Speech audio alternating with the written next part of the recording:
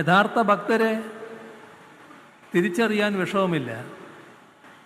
ഭഗവത്ഗീത തന്നെ യഥാർത്ഥ ഭക്തരുടെ സ്വഭാവം എന്താണെന്ന് എന്നത് വ്യക്തമാക്കിയിട്ടുണ്ട്.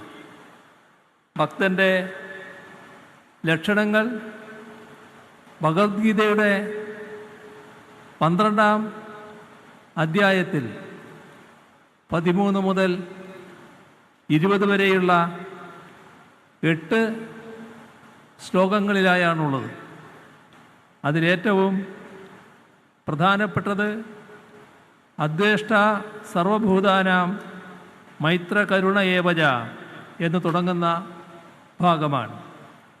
ഒന്നിനെയും ദ്വേഷിക്കാത്തവനും എല്ലാത്തിനും മിത്രമായിരിക്കുന്നവനും എല്ലാവരിലും ദയയുള്ളവനും സുഖദുഃഖങ്ങളിൽ ഭാവഭേദമില്ലാത്തവനും എന്തും ക്ഷമിക്കുകയും സഹിക്കുകയും ചെയ്യുന്നവനും ആയിരിക്കും ഭക്തൻ എന്നതാണ് ആ ഗീതാ നിർവചനം. അതിന് നിരക്കുന്ന തരത്തിലുള്ള ഭക്തിയുള്ളവരുടെ സംഗമമാണ് സത്യത്തിലിത്.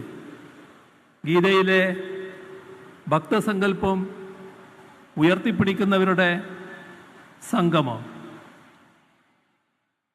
തീർത്തും മതനിരപേക്ഷ മൂല്യങ്ങളുടെ വിശുദ്ധിയിൽ തിളങ്ങുന്നതാണ് ശബരിമല അയ്യപ്പ ക്ഷേത്രമെന്ന് നമുക്കറിയാം. ഓരോ മതവും വിശ്വാസ പ്രമാണവും തങ്ങളുടേതായ ആരാധനാലയങ്ങളും അനുബന്ധ രീതികളും പിന്തുടരുമ്പോൾ എല്ലാ ജാതി മത ചിന്തകൾക്കും വിശ്വാസങ്ങൾക്കും അപ്പുറം എല്ലാവരും ഒരുമിച്ചൊന്നായി എത്തിച്ചേരുന്ന ഇടമാണ് ശബരിമല. കല്ലും മുള്ളും കാലുക്കുമെത്ത എന്ന ശരണം വിളിച്ചുകൊണ്ട് കഷ്ടപ്പെട്ട് കാനനപാതകൾ താണ്ടി 18-ാം പടി കയറി അവിടെ എത്തുന്ന ഭക്തജനങ്ങളെ സ്വാഗതം ചെയ്യുന്നത് തത്വമസി എന്ന ഉപനിഷത്ത് വചനമാണ്. ചാന്തോക്യോപനിഷത്തിലെ ഈ വചനത്തിൻ്റെ പൊരുൾ അത് നീ തന്നെ എന്നതാണെന്ന് നമുക്കറിയാം. ഞാനും നീയും ഒന്നാകുന്നു എന്ന് പറയുമ്പോൾ അന്യരില്ല എന്നുകൂടിയാണ് അർത്ഥം. അഥവാ അന്യരിലേക്ക് കൂടി ഞാൻ എന്ന സങ്കല്പം ചേർന്ന് നിൽക്കുകയാണ്.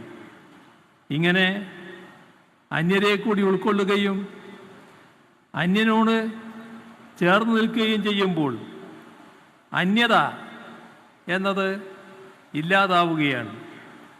അപരൻ എന്നൊരാൾ ഇല്ലാതാവുകയാണ്.